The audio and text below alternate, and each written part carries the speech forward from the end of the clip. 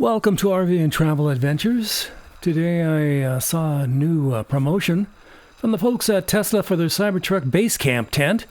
It goes for $3,000 approximately.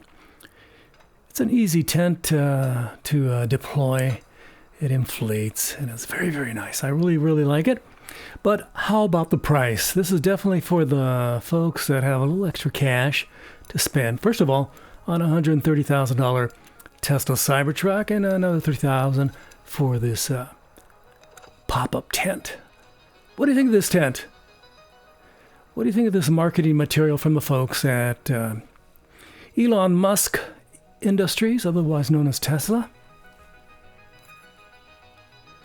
I did some truck bed camping. My little cab, my fiberglass cab that went over my truck for my 6-foot 2-inch truck bed cab cost me about $2,000. So this is not out of the question, especially if the quality holds up. And I'm pretty sure the folks at Tesla Cybertruck in Austin, Texas will back their product.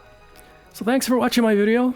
Again, this is a promotional material from the folks at Tesla marketing their Basecamp tent.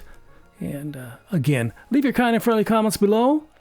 And don't forget to like, subscribe, and share.